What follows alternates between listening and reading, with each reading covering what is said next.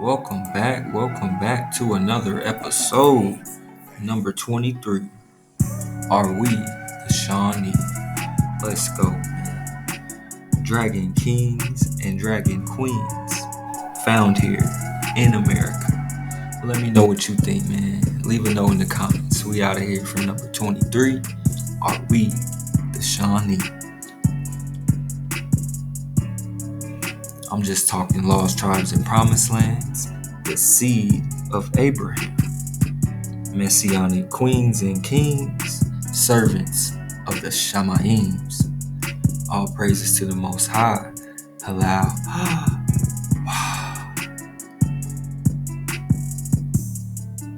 You are now tapped in with Dragon Canoe. We are steadily rowing and we are constantly flowing. And also much love to the wave surfers out there. We're just soul searching and wave surfing. Let's go. We out of here. Number 23. Are we the Shawnee? Man, let me know what you think. Leave a note in the comments. You know how we do. We got to get the flute flowing, get the vibes going. We're going to start on Deuteronomy 31. And Moshe went and spoke these things to all of Israel. He said to them, I am now 120 years old. I can no longer be active. Moreover, Hawah has said to me, you shall not go across yonder Jordan. It is indeed your power, the Most High, who will cross over before you and who will wipe out those nations from your path, and you shall dispossess them. Joshua is the one who shall cross before you, as Hawah has spoken. Your power will do to them as done to Sihon and Og, kings of the Amorites, and to their countries, when your power wiped them out. For Hawah will deliver them to you, and you shall deal with them in full accordance with the instruction that I have enjoined upon you. Be strong and resolute. Be not in fear or in dread of them, for it is indeed your power, the Most High, who marches with you. Your power will not fail you, nor forsake you.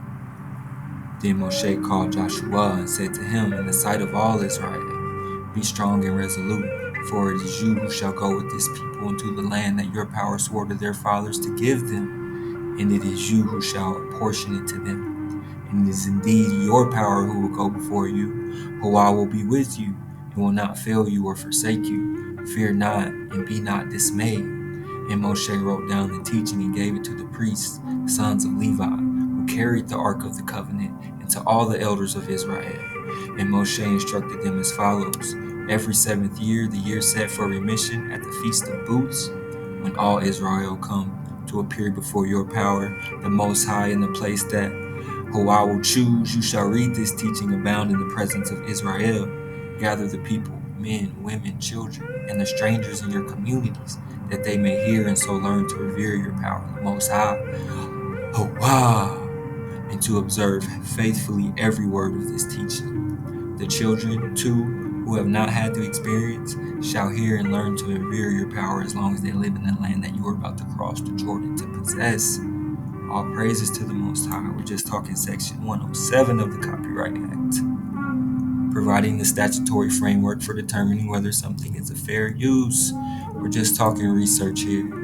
We're just talking research. Let's go. Are you, the Dragon Kings, found here in America? Let's go.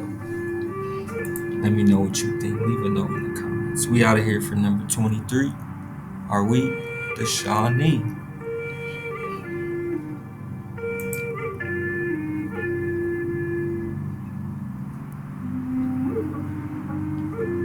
Again, we're just soul searching and wave surfing, staying in check, searching for the Melchizedek. We are now tapped in with Dragon Canoe. We are steadily rowing and we are constantly flowing. We out of here for this one. And when French and Creole residents in frontier areas, including the tiny settlement of St. Louis, learned that France had secretly agreed to surrender New Orleans and all the territories west of the Mississippi to Spain in the Treaty of Fontainebleau, no one was pleased. So when France had secretly agreed to surrender New Orleans and all the territories west of the Mississippi to Spain No one was pleased. Those in St. Louis who suddenly found themselves about to be Spanish subjects, St. Louis was safely west of the Mississippi. If you were tapped in last episode, I asked why do 20% of Americans live west of the Mississippi and 80% live east of the Mississippi. The story's starting to become a little more clear. Let's get it. And soon, St. Louis became a haven for refugees from formerly French areas that had suddenly become English as the result of the French and Indian War. The French and Indian War. On the other hand, no one knew what Spanish ownership would mean west of the river, so streams of French Creoles moved west, nearly deserting places like Kaskaskia and Cahokia. We're talking mound towns, right? So streams of French Creoles moved west, nearly deserting places like Kaskaskia and Cahokia to find themselves safely west of the Mississippi to avoid the war in St. Louis. Pierre Leclerc Legouste is the recipient of a land grant from the King of France, and his scout Auguste Choteau selected the site of St. Louis in 1764 as a fur trading post. So St. Louis was originally a fur trading post due to a land grant received from Pierre Leclerc from the King of France. St. Louis was founded in 1764 and named after St. Louis for King Louis the Ninth, I believe, the Crusader king who was the patron saint of Leclerc's then ruler, King Louis the 15th, I believe. Correct me if I'm wrong. So St. Louis is named after King Louis of France due to a land grant received by Pierre Leclerc and his 13-year-old scout Auguste Choteau, right? People fled west of the Mississippi to avoid the French and Indian War to St. Louis, many of whom they say are French Creoles. Again, when did you have time to be a slave? Again, I ask. I'm just trying to put the puzzle together because it seems that there was a lot going on during this time. And if you were fighting, I don't know how you would be able to pull that off. The term Creole is a controversial and mystifying segment of African America. Yet Creoles are commonly known as people of mixed French, African, Spanish, and Native American ancestry. The term Creole is a controversial and mystifying segment of African America, right? It says these people are considered or commonly known as people of mixed French, African, Spanish, and Native American ancestry, with many having familial ties to Louisiana. A Creole or any person of European, mostly French or Spanish, or African descent born in the West Indies or parts of Spanish America, right? According to the Britannica, right? We're talking African descent born in the West Indies or Spanish America. We're just talking copper-colored Khans found here in America as people of mixed French, African, Spanish, and Native American ancestry, either born here or of European or African descent in the West Indies or Spanish America.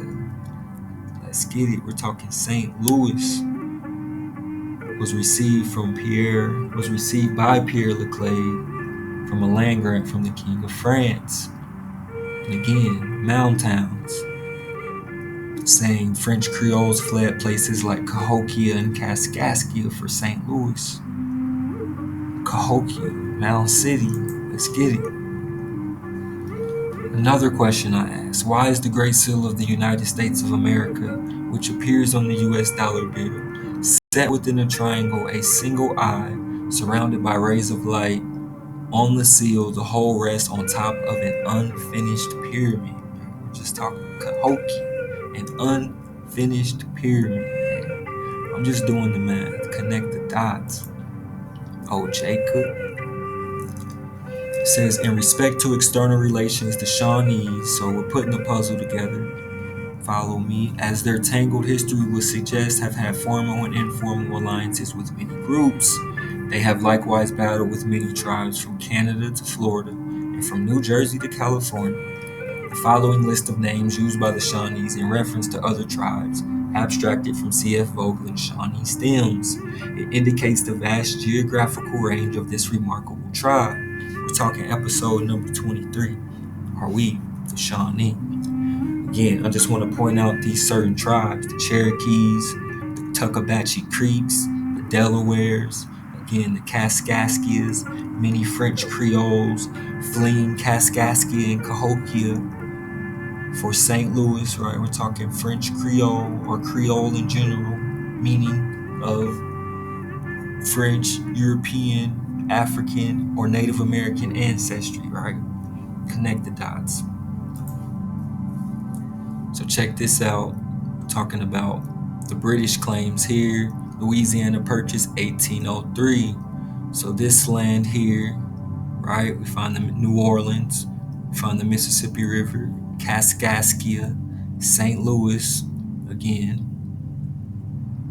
well, Louisiana Purchase is all this light gray here, with the exception of, this borderline. And it says this part here with the stripes are Osage claims. We'll get into that. And here is the New Spain, Mexico, Adams Onis Treaty, 1819. This is the New Spain, New Mexico territory. Again, it's all attached. It's just divvied up between these European nations. Again, we're talking French Creoles fleeing Kaskaskia and Cahokia for St. Louis, safely across the west of the Mississippi River. It says, to understand fully what the shaking would dislodge, we have to move back in time to survey the places and ideas that created the world of people. So these are some of the players that are part of all this movement going on. Louisiana Purchase, War of 1812, Stephen Austin. It says, in 1812, when the first earthquake shook the West. In 1812, the War of 1812, when the first earthquake shook the West. And Tecumseh stomped down Tuckabatchee Town. Native people held most of the power in the region. They controlled trade and travel and determined when and why war would occur. The United States, Great Britain, and Spain all recognized this power and invested heavily in engaging these nations. The United States, Great Britain, and Spain all recognized this power and invested heavily in engaging these native nations in trade and war. And we're just pointing out some of the players. Stephen Austin, the War of 1812, the United States, Great Britain, and Spain. It says Stephen Austin objected and won an exemption for his colony to move to Texas, where Mexican officials were working to abolish slavery. Austin objected and won an exemption for his colony of so-called slaves and his family. When Mexico tried again, Austin secured a loophole for farmers in Texas. So this is a pretty big deal, allowing them to free their slaves and then sign them to 99 years of indentured servitude. Again, I ask, if we're slaves, where do we come from?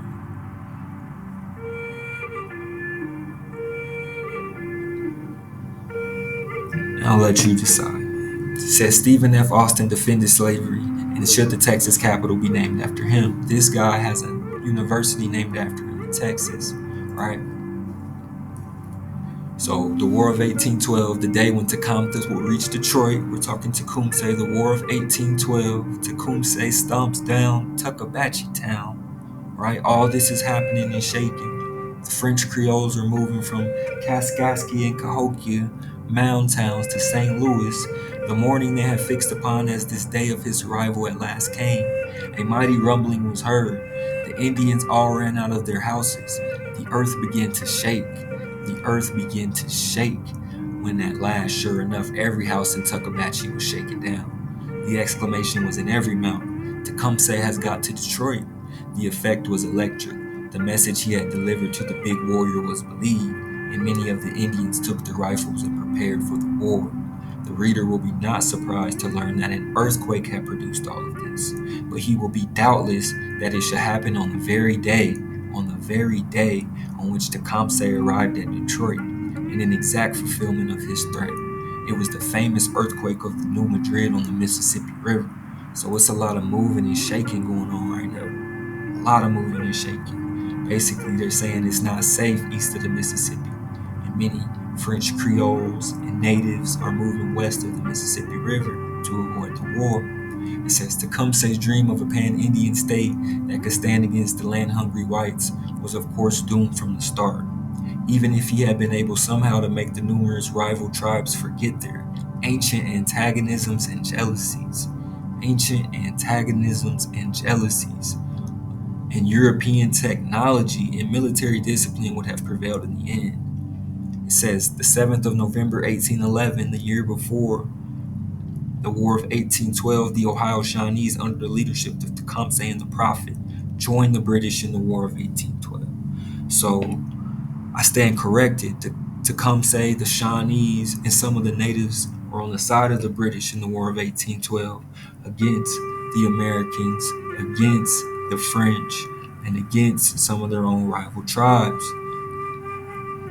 It says, after some successes, the combined Indian and British forces were defeated in the Battle of Thames near what is now Chatham, Ontario. So they're Canada, Detroit, Louisiana, Alabama, Mississippi, Arkansas, Missouri, Kentucky, Tennessee, Ohio. I mean, the list goes on.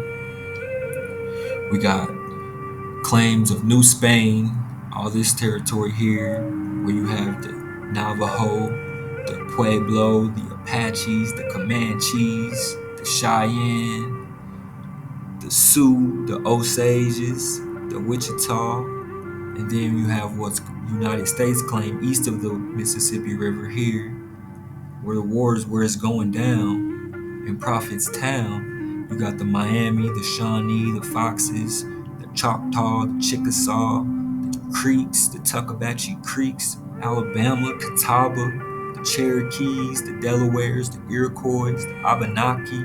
So it's going down east of the Mississippi. And then they say British claims to what's Canada up here. You have the Cree, the Algonquin, Assiniboine, Chippewayan, Chinook, Ottawa, Micmac. Like, come on now. And this claim they're saying is Russian claim. So they're trying to divvy you up at this time. It says the Cherokees, or at least a major group of them, decided to move. The Cherokees, or at least a major group of them, decided to move. Right? It says the Osages dealt with refugee nations from nearly everywhere in their Missouri and Arkansas homelands. The Osages dealt with refugee nations, like they're saying the Cherokees, from nearly everywhere in their Missouri and Arkansas homelands. These native nations faced their biggest challenges in border zones meaning where trade brought people together and where Anglo-American settlement happened most quickly. Even in more peaceful zones, the U.S. government had virtually no control over the process of settlement or the operation. The problem of white squatters and of differing expectations about what ownership of land and hunting rights would mean would lead to chaos. So basically these border zones where you have trade and settlement happening on Indian territory and the U.S. government wasn't controlling the process of settlement or the operation of trade. And these squatters, the problem of white squatters and differing expectations would lead to chaos. It says, but at other times, the only choice was to stand firm and fight. They talk about the Indians. Sometimes the federal government simply could not uphold the law. Sometimes the federal government simply could not uphold the law in dynamic frontier situations, but just as often government agents. So there's a lot at play here. You got the Cherokees, the Osages, the Indian tribes. You got white squatters, the U.S. government not enforcing settlement, the operation of trade. Basically, they're going at it, but then at the same time, you have these government agents infiltrating these zones and these tribes, and they chose not to enforce it because in the end, United States believed in white settlement at almost any cost. We see how it played out. The Cherokees, Shawnees, and Osages dealt with this brutal reality quite differently. The Cherokees, Shawnees, and Osages dealt with this brutal reality quite differently because Indian country and its residents had a range of experiences and meanings. Again, when did you have time? The timeline's not adding up for me.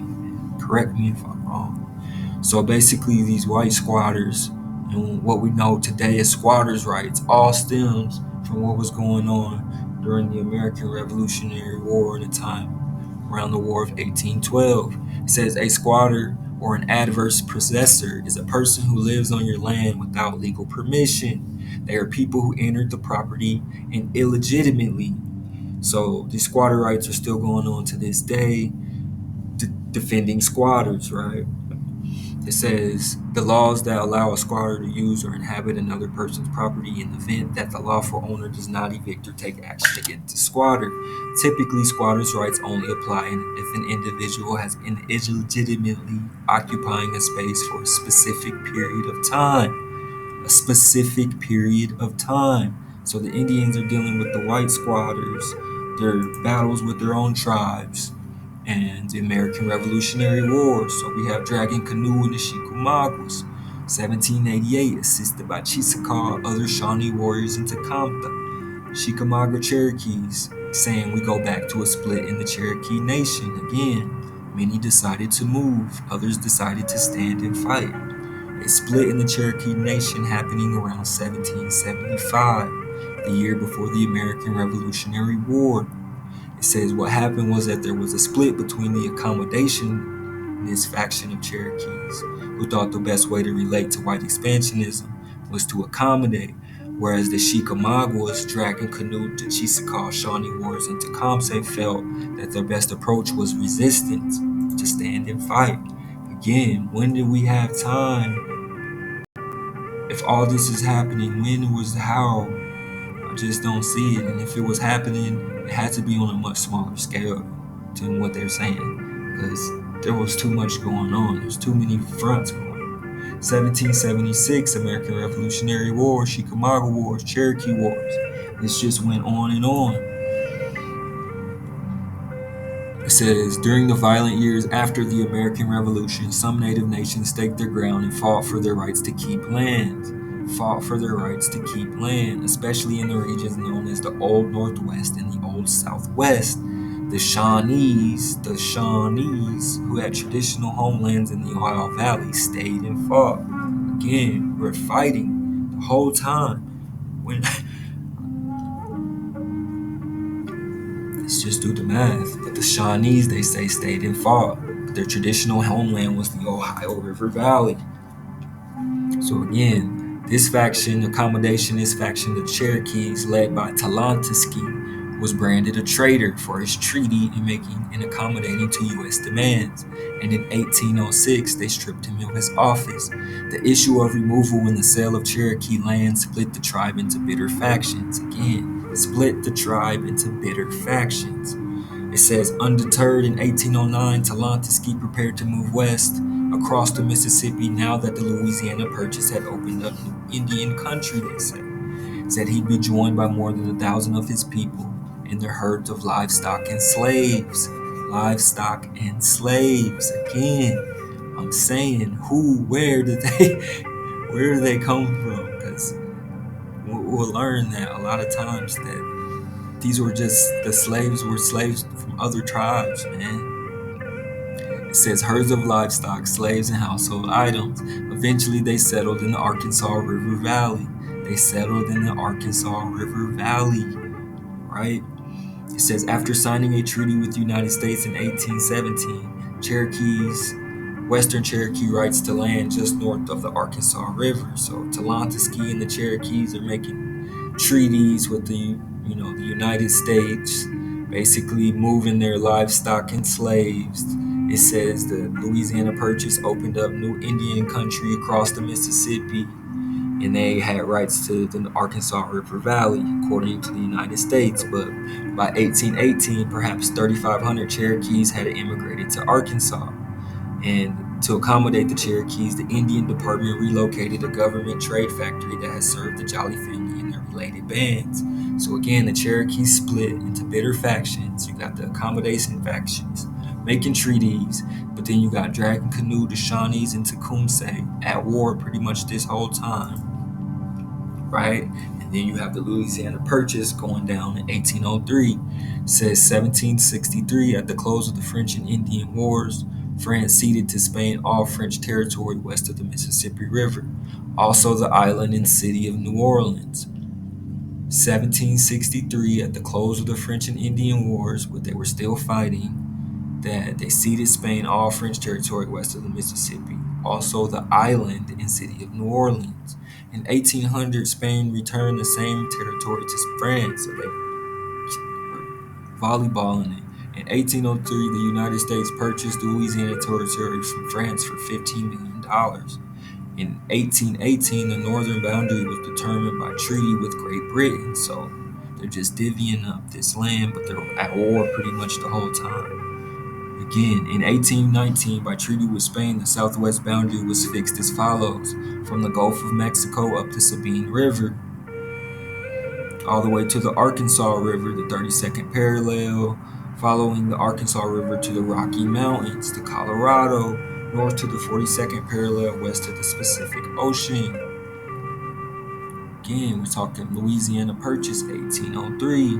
We have the boundary line, New Spain, New Mexico territory here. You have the Mississippi River. It's going down in Prophetstown, east of the Mississippi River. This is claiming United States. You still have Spanish Florida, right? Got the Missouri River, basically. Then you have the Rocky Mountains, like they said, going down all the way through Mexico. Check it out. And then the Shawnees, with connection to the Ohio River Valley here, are still fighting the Americans. In 1817, treaty gave the Cherokees most of northwest Arkansas, which led to a feud with the Osages. In 1817, treaty gave the Cherokees most of northwest Arkansas, which led to a feud with the Osages, from the U.S. government promising them control over the same lands. It resulted in years of reciprocal raids and murders. The Osages also blocked Cherokee access to hunting grounds and salt resources. It says, in addition to these problems, the Arkansas Cherokee found that they had certainly not left behind the squatter problem. So not only are they at war with each other, now they're battling the squatters who are coming and sitting on their land that they was promised to them by the United States, but the United States isn't enforcing any rules. And the officials never established any clear borders. It says, around Cherokee land claims in Arkansas, so that white squatters and land speculators continually encroached on Cherokee improvements. Basically, war was about to happen because of all of this tension, and this guy, John C. Calhoun, recognized the danger of the situation. So who are these Osage Indians? And I asked him, we're talking about slavery, we're talking about the War of 1812 and the American Revolutionary War. The Osages were known for being bold warriors, skilled hunters and farmers, and preservers of family life. Between 1808 and 1825, they made treaties with the United States. So again, there are some factions of Indians that are making treaties with the United States, and there are some who are standing and fight. But the Osages were making treaties and ended up resulting in the cessation of Osage tribal lands across Missouri, Arkansas, and Oklahoma.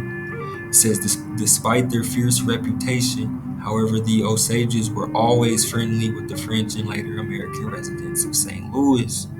Despite their fierce reputation, however, the Osage were always friendly with French and later American residents of St. Louis and never waged war against the United States. So you're seeing, you have these accommodationist faction tribes, you have these tribes who are standing and fighting for their homeland, they're fighting against each other, they're fighting against the French, they're fighting against the Americans and these white squatters, and they're fighting against themselves, man. It's going down, man.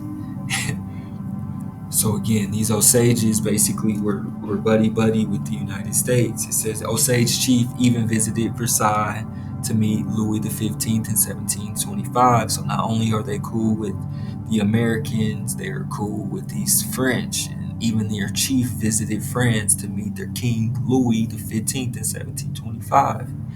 It says, as the colonial situation became more complicated after French control of Upper Louisiana was turned over to the Spanish and later to the Americans, native refugees from east of the Mississippi, especially the Shawnees and Delawares, put increasing pressure on the Osages.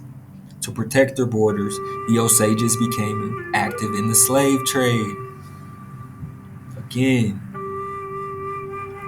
if you're a slave from another foreign land, how do you know to use the stars to find your way north or find your way to supposed freedom? It's basically saying that these tribes were at war with each other and protecting their own borders and were active in the slave trade, bringing native nations such as the Kiowa, Caddo, and Shawnee captives to Spanish, American, and French buyers.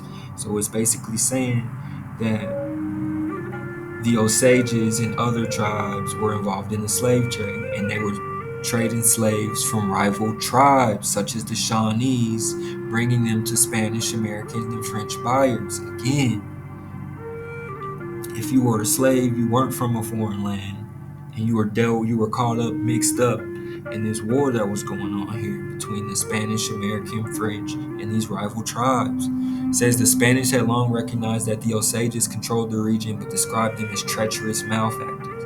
So even the Spanish didn't even trust the Osages. The Shawnees didn't trust the Osages. The Cherokees wasn't messing with the Osages, but the Osages was real cool with the Americans and the French. And basically, they indicated Osages had successfully placed their own needs ahead of Spanish desires. So Spain couldn't handle the Osages. The Osages were trading Indian slaves to the Spanish, Americans, and French, and going to visit King Louis the 15th in France. So again, the Shawnees, a much smaller nation than the Cherokees, had been migrating for several generations between their homeland and what is now Ohio, the Tennessee and Kentucky backcountry, and what will become Illinois and Indiana. They fought fiercely and effectively against the Americans during the American Revolution. So again, you had this accommodation of faction of Cherokees that split. You got Dragon Canoe and the Chickamaugas, the Shawnees, Tecumseh, who they say fought fiercely and effectively against the Americans during the American Revolution. So again, the American Revolution, they're not just fighting the British, they're fighting these so-called Indians. So that after the war, the Shawnees were targeted early and often for removal and warfare. Early and often for removal and warfare, they fought fierce and effectively against the Americans, along with Iroquois nations, and basically they supported the British in the Revolution. It says land would now be confiscated rather than brought because the United States believed it had won sovereignty over native nation. Because the United States believed it had won sovereignty over native nations. But this inflamed the Indians, who did not see themselves as conquered, and led to a series of terrible wars in the 1790s. Again, it's going down in Prophet's Town. It says from the British they got advice, help with guns and ammunition. That contributed to their famous victories against the U.S. Army in 1791 and again in 1792. So these Shawnees are popping off. They're giving the Americans, a run for their money, man. And they're getting armed, advised, and helped by the British. So the U.S. Army and the United States probably didn't like that. Their success forced the United States to go back to a practice of purchasing Indian lands. It says the Shawnees believed that they could defeat the Americans and retain their lands. This overconfidence in their eventual military loss to General Anthony Wayne, a defeat that carried with it a devastating loss. So this is going down in Prophet's Town. It says prophets or gifted persons, right, who can foretell future events have long been recognized among the Shawnees, Delawares, Kickapoos, and other Algonquian tribes. It says, as well as their Iroquois neighbors, the 18th and 19th centuries, a time of military defeats, forced removals, and constant unrest. So this story sounds like the same story you hear from so-called slavery through the American Revolution, to the Civil War, through the Reconstruction period, through civil rights, the same story. Forced removals and constant unrest. For all these groups were also marked by the rise of great prophets. The rise of great prophets. Again, We're talking dragon kings and queens, servants of the Shamaim, the copper-colored khans found here in America. Dragon meaning a fiery shooting meteor, a fiery shooting meteor, a fierce, violent person, male or female, or as this man or woman is a dragon, a fierce, violent person, male or female, or a fiery shooting meteor. A meteor is also conceptualized by the Shawnees as a great crouching panther, talking Black Panther, the Shawnees, a meteor, and dragons. Hence the name of the great 19th century chief Tecumseh Tecumseh. Referring to this concept is sometimes translated as crouching panther, and sometimes shooting star. The stars are thought to have special powers. Again, we're just talking prophets here. Tecumseh, the shooting panther, the shooting meteor, or the crouching panther. It says the United States believed in white settlement at almost any cost.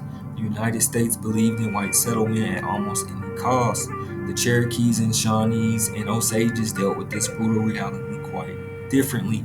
It says when Talantesky, a respected Cherokee leader, looked at what his people had experienced in the Carolinas, again, so this war is moving from the East Coast through the Midwest, through west of the Mississippi, man, it just continually moves west.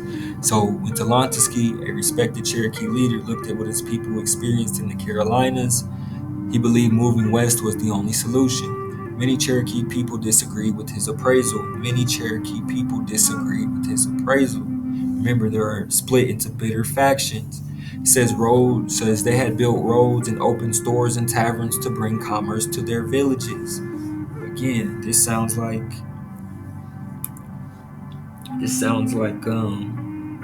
Black Wall Street to me. It says they built roads and opened stores and taverns to bring commerce to their villages, a large and sprawling nation. The Cherokees owned lands that covered large pieces of the southeastern United States and had a population of about 15,000, they say. And it says, why would the Cherokees want to leave this homeland? Why would they want to leave their homeland if you know what I'm saying? It works. Why would they leave? It says, in their very success, however, that laid the seeds of their destruction. Again, it sounds like type Black Wall Street type drop. It says, these fertile settled lands in the hands of Indians became the targets of armed, land-hungry white squatters. Again, man, these fertile settled lands in the hands of Indians became the targets of armed, land-hungry white squatters. State and federal policymakers failed to uphold Cherokee property rights in the face of this encroachment. So again, who are you? Man, who are we? Are we the Shawnee, the Cherokee? Like, come on, man. It says when no tactics slowed the invasion of squatters, it became a prominent of land sales and removal, and they pretty much went west, further west. But we're talking Cherokee lands in the Carolinas, Georgia, Virginia, the Chickasaws, the Choctaws, the Tuckabashie Creeks in Alabama.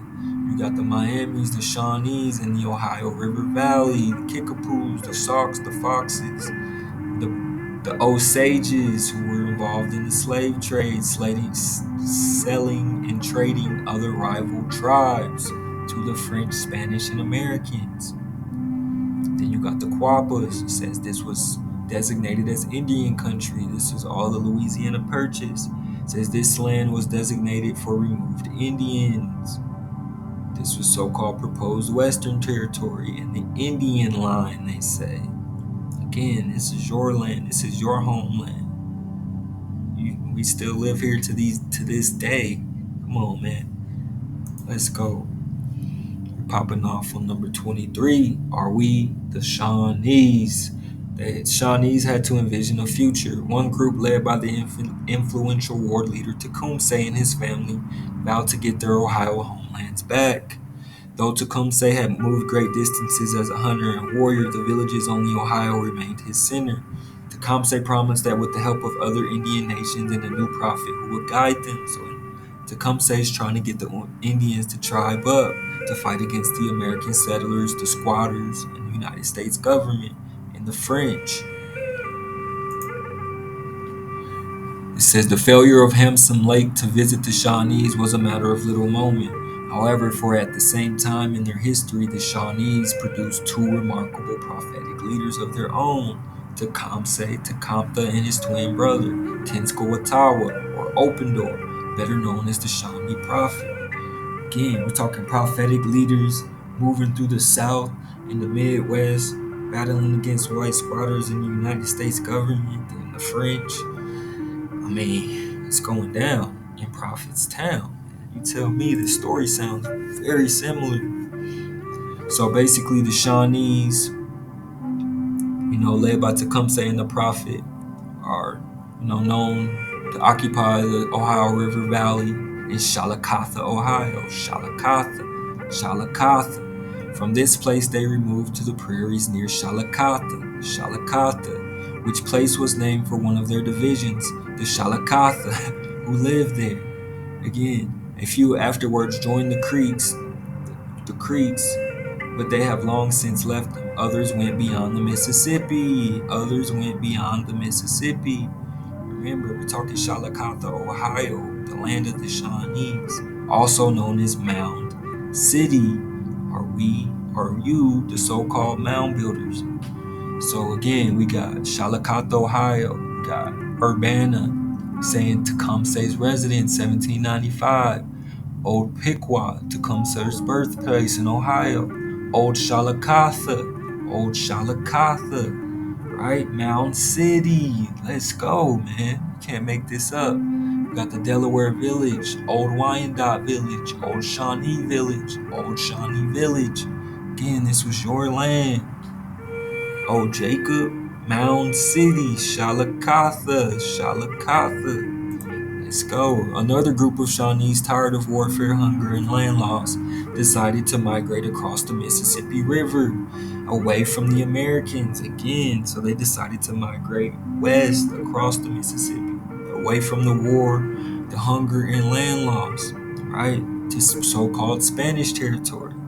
So some of the Shawnees, tired of warfare, hunger, and land loss, decided to migrate across the Mississippi away from the Americans to Spanish territory, with an official invitation arranged by a French-Canadian trader named Louis Lorimier. So it's a group of Shawnees, accommodationist faction of Shawnees grouped up with the French-Canadian trader named Louis Lorimier, and they moved to what's now known as Cape Girardeau, Missouri. It says, however, William Henry Harrison, territorial governor of Indiana, saw the problem in more utilitarian terms. So they're trying to get rid of these Indians, man, and make room for these white squatters, make parks, build buildings, man. Again, the Great Seal of the United States is a triangle above an unfinished period. We're talking mound towns, Mound City, man.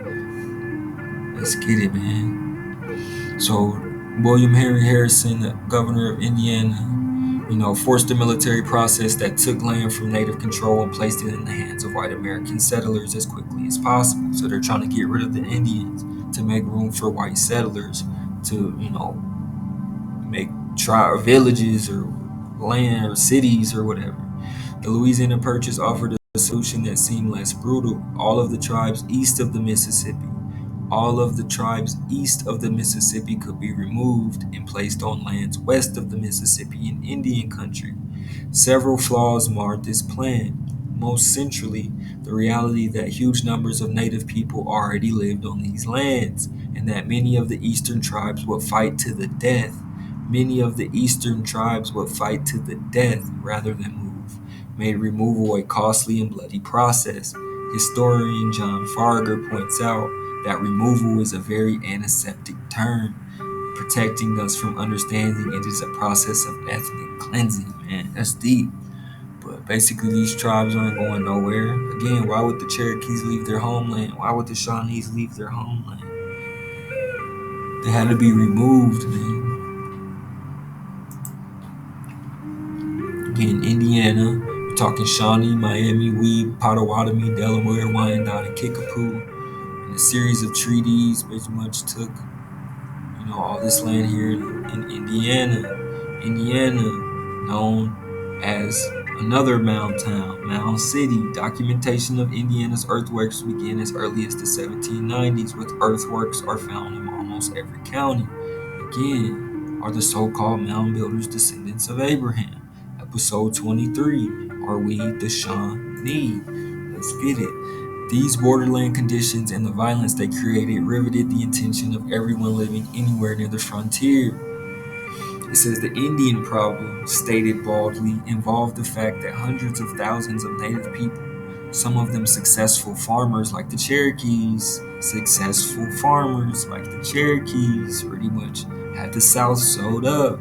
Successful farmers like the Cherokees, and some of them highly trained warriors like Tecumseh and his Shawnees, occupied most of the lands that Euro-Americans wanted for themselves. So basically, it's letting you know that these Euro-Americans wanted the Cherokee and Shawnee lands for themselves. And again, Thomas Jefferson, another one of those, founding fathers, the Great Seal of the United States is a triangle above a pyramid, a unfinished pyramid. We're talking mound towns, mound cities. It says they hadn't escaped the pressures of white squatters. So again, these squatters are giving these Indians a lot of problems.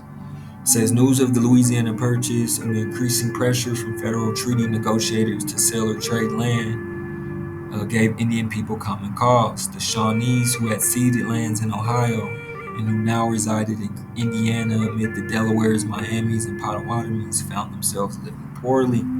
It says treaties took away the people's lands and it raised suspicion and resentment among white settlers. The Shawnees raised suspicion and resentment among white settlers. So white settlers was hating on the Shawnees for whatever reason, and officials continued to do most of this trading with the British at forks of the Great Lakes or Upper Mississippi. It says the Shawnees became particular targets of Euro-American horse thieves and arsonists. Again. Episode 23, are we the Shawnees? But the Shawnees became targets of Euro-Americans. I mean, just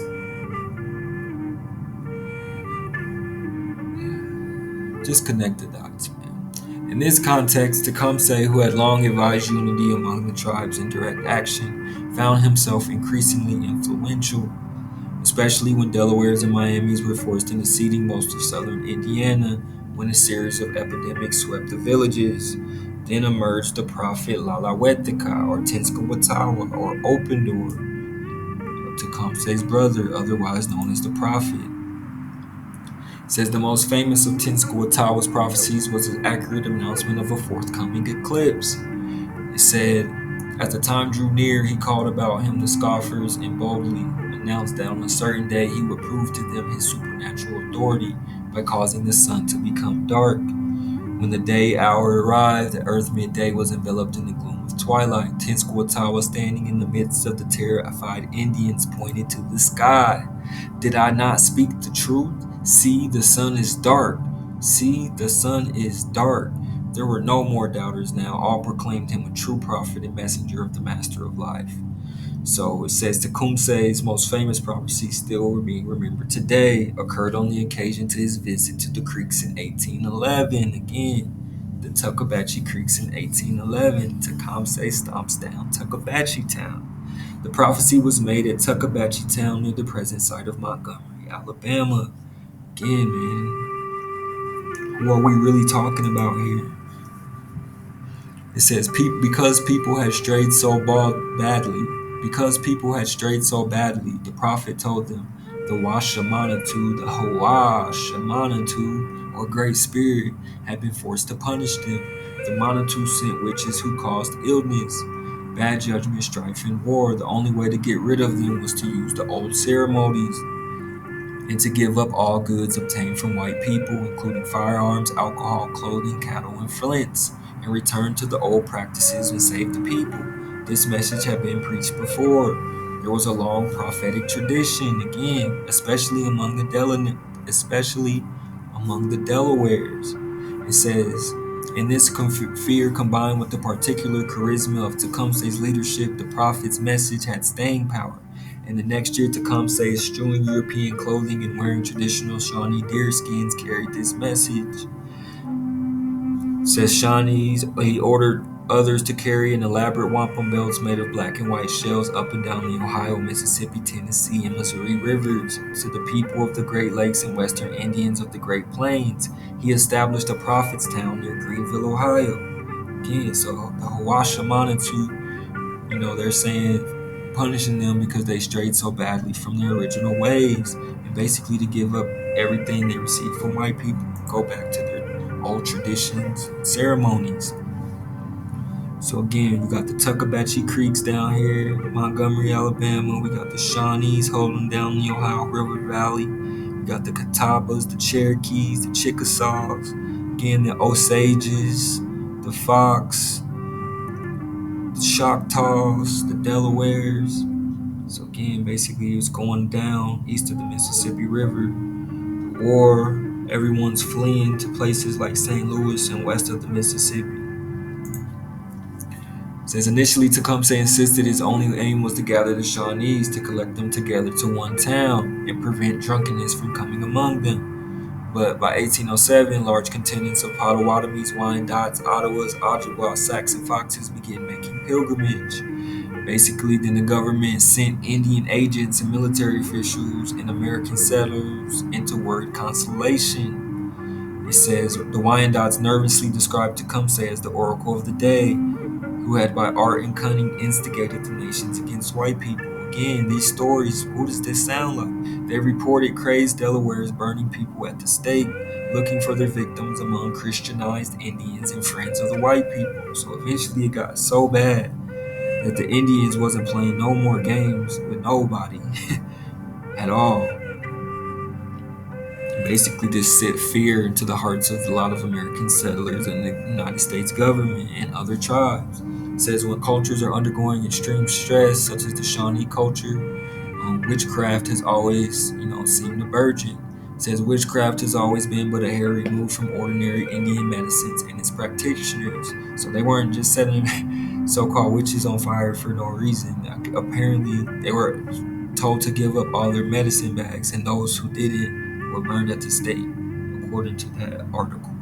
It says, therefore, difficult to detect. For this reason, the prophet was compelled to prescribe all medicine bags and medicine rites. He encountered strong opposition on this point from many who otherwise might have supported him, and was forced to resort to strong countermeasures, in addition to the Kickapoo who was burned to death for refusing to give up his medicine bag. Again, it's going down in Prophet's Town. The War of 1812 nearly destroyed everything for the Americans. It says, just as William Clark took on his duties as superintendent, the Indian situation in the East began to unravel. So it's going down. People are getting burned at the stake. Indians are at war with each other. The New Madrid earthquake on the Mississippi. It's going down in Prophetstown. Clark had believed the rumors of imminent British invasion and gave credence to the fears that Indian groups would join the British. So they're afraid that the Indians are going to join the British and then retake America, get rid of the French, take over pretty much back the eastern part of the country, everything east of the Mississippi. Says his eyes and ears to the potentially dangerous gathering of the tribes at the Prophet's Town in Ohio. It says the rebellion and the threat of war reached into places as remote as Fort Osage. George Sibley reported that the Osages had received visitors in wampum belts with news from Tecumseh, and that he had heard rumors of British agents meeting with the Pawnees and Sioux in 1811. So this is the year before the earthquake, year before the War of 1812. It says in St. Louis and at trading posts up and down the river, the news coming from Indian country seemed threatening indeed, though the U.S. Congress would declare war on June 18, 1812.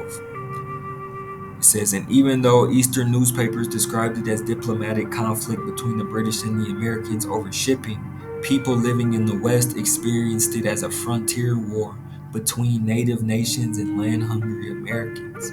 People living in the West experienced it as a frontier war between native nations and land-hungry Americans. This war began much sooner than 1812 and lasted much longer. So, again, They're at war pretty much this whole time. It's the Fort Osage factory, which would become Sibley's home. He was an agent for the Spanish and now the American government. He's working with the Osages. It says in order to consolidate his own power and to enrich his family, Chateau would give up his position as an agent, but he received an absolute monopoly on government contracts. So this stuff is still happening to this day. He would receive an absolute monopoly on government contracts to deliver goods on the Mississippi River. The treaty required the Osages to relinquish most of what is now the state of Missouri. In return, the U.S. government would build a trading house and post or army garrison on the Missouri River near where Kansas City is today. So it's going down again. So these French and American agents are making deals with the Osages to relinquish lands and build forts and army garrisons. So again, the tribes are going at each other along with these Americans and French. Again, you got the Osages here, you got the Shawnees, the Chickasaws, Choctaws, Cherokees. Basically, the Osages make a deal and they build an army fort here on the Mississippi River. It's called Fort Leavenworth. Fort Leavenworth, Kansas is the oldest continuously operating military installation west of the Mississippi. So I'm mistaken, it's on the Missouri River, Fort Leavenworth, but it was part of a deal that they made with the Osages. It is the oldest continuously operating military installation west of the Mississippi. It is home of the U.S. Army's Combined Arms Center. So again, if you ever drive through Kansas or Missouri, you'll see a lot of military bases. Again, all this is stemming from what was going down in Prophetstown around the War of 1812. It says, with local Indians, frontier killings in Missouri and Illinois continued. So it's just pretty much bloodshed, making Euro-American people believe rumors of imminent attack and siege. Even the news that Tecumseh had been killed by William Henry Harrison's troops did not seem to calm fears in St. Louis. When news of Andrew Jackson's vicious slaughter of Creek warriors and their families reached the embattled Missouri frontier, the St. Louis papers warned the blood of our citizens cry aloud for vengeance and demanded that the North be Jacksonized. So basically they're saying they wanted Andrew Jackson to wipe out the Indians because they're afraid the Indians might attack them because they're squatting on their damn land. It's going down, man, in Prophetstown. It says from there, he hoped Indian office agents could supervise Indian affairs, keeping the British from usurping the fur trade. So again, it's about money, removing these Indians to make way for white settlers. You know, straight up removal. That first day, the American forces buckled under the surprise and spent the evening counting their dead. So now, this is a recollection of the war between the Americans and the Shawnees.